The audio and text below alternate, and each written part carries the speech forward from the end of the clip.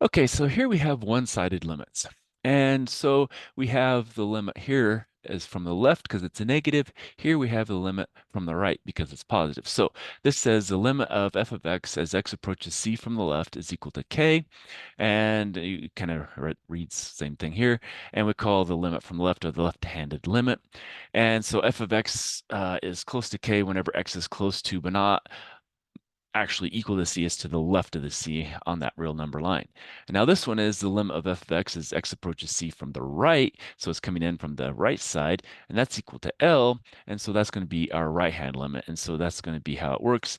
And if no direction is specified on the limit, so basically if you just had x approaches c instead of c from the negative or c from the positive, then we're assuming that the limit is two-sided or it's unrestricted, so it doesn't matter.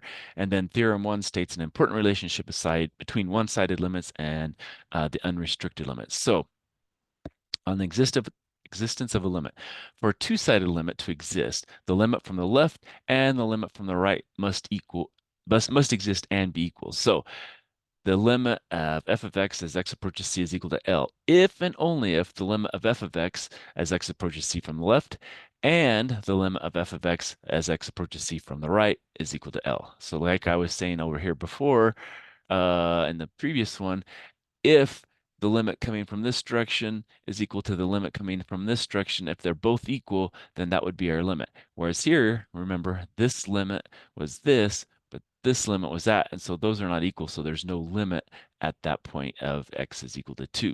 And so this is kind of how the existence of that limit exists. So here, with the unrestricted, that one wouldn't exist in that case. All right, so here what we have is we're given the graph of the function f of x, and we're supposed to discuss the following as they did an example in the book. So the behavior of f of x for x near 0, the behavior of f of x for x near 1, and for near 3. All right, so let's do these in different parts. So let's do A. And so this one's near 0. So this is this point right here. So we have to look at basically the limit of f of x as x approaches 0 from the left. And we're going to also look at the limit of f of x as x approaches 0 from the right. And then we're going to say, okay, well, let's then look at the limit of f of x as x approaches 0 overall, and we'll see what they equal. All right, so if we come in from the left, what is it equal to? Well, we're coming in from the left, that hits right there, so that limit is going to be 0. Now here, we're coming in from the right, and we go down here, and that limit is approaching 0. All right, so because of that, that limit is 0, and then we can also say f of 0 is equal to 0, because that actually is a value on this function here. Okay, now let's do something special, because now at 1, notice we have this gap, and they're both open circles. So what's going to happen here? All right, well, we're going to do the same thing. We're going to have a limit of f of x as x approaches 1 from the left. We're going to have the limit of f of x as x approaches 1 from the right. We're going to have the limit of f of x as x approaches 1. And then we're also going to say, okay, well, what's f of 1? All right, so first one from the left, as it approaches 1. Well, as it approaches 1, that's going to approach 1. So we're going to say that's equal to 1. Now, as we come from the right side, it's approaching 2. Now, to be a limit at that 1, those two have to be equal. Those are not equal, so that does not exist. And because that does not exist, this is not defined. Okay. And so this one we had as 0 because it actually worked, but this one's undefined. And the big reason is because, those are not the same point. So now let's look at the next special case where it's 3. And so that's this point here. And so let's say we have C is the limit of f of x as x approaches 3 from the left, the limit of f of x as x approaches 3 from the right. And since we're going to run out of room, we'll put a limit of f of x as x approaches 3 and f of 3. So now let's figure out what all of those are. All right, so we're approaching from the left. So we're coming this direction, and it's approaching what? Well, it's approaching 3. Now, if we come from the right, we're going this direction, and it's approaching, well, guess what? It's approaching 3 again. Well, because it approaches 3 on both of these, those are equal. That means the limit of this one is equal to 3. Now, the trick is that's an open circle. So does f of 3 work? No. So this is not defined because we have that open circle. So, we can have a limit at that point, but it doesn't mean we have to have f of that value actually being true. Now, if we'd had something keep going this way and we wanted f of 5 and it was continuing on here and we came back and looked at that point, well, then that would be, f of 5 would be actually 3, but because we don't have anything going that direction, we're not going to worry about it. So, but that key thing is it's not defined because it's an open circle. All right.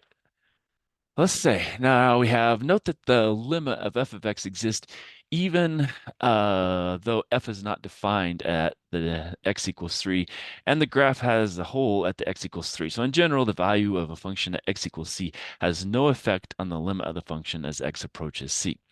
All right, so let's look at some properties here.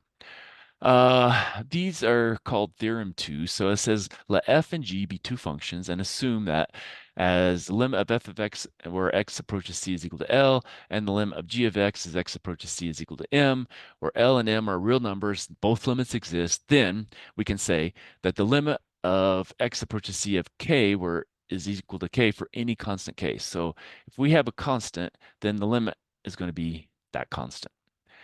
Now the limit of x as x approaches c is just going to be c. So we're just going to plug in c there and we get c out. Okay. What about this one? Here we're going to add two functions together. Well, basically what's going to happen is we can split the limits apart. We can say, well, we're going to find the limit of f of x as x approaches c plus the limit of g of x as x approaches c. Well, we know that was L. We know that was M. So that's just L plus M. Same thing works for the difference. We can split that apart into the difference of them. And then it's just L minus M. And so we get that piece. Now, because of that first one, part one, we have the limit of a constant is just k. Then what we can do then is we can say, okay, well, if we have a limit of k times some function, we can pull that k out front because we know it's just k. And then we have the limit of that function. Well, that little function we said was L, so it's just going to be k times L. So that was going to be what our value is. And again, it's just for any constant k. What about the product? Well, the product is going to work kind of the same way as the adding and subtracting. You're just going to break it apart into the limit of f of x and the limit of g of x. And so it's just multiply those two together. So it's just L times M. Same thing works for division. The only key difference here is we have to be sure that our value M does not equal 0. So we can, do the splitting apart. We say, okay, well, the limit of the f of x divided by g of x is the limit of f of x divided by the limit of g of x, which is just L over M. But here the key thing is M cannot equal 0. All right. And then last one here, the limit as we have a square root of, or nth root rather, I should say, of some function. How does that going to work? Well, basically, you're going to take that nth root out of the thing. And so now we're just going to look at, well, what is the limit of f of x? Well, that's L. So now we just have the nth root of L, and L has to be greater than 0 or n is odd.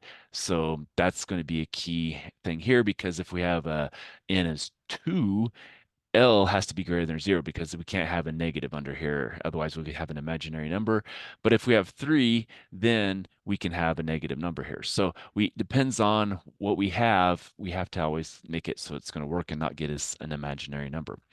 So each property in this theorem is also valid as x approaches c is replaced by x approaches c from the left or x approaches c from the right.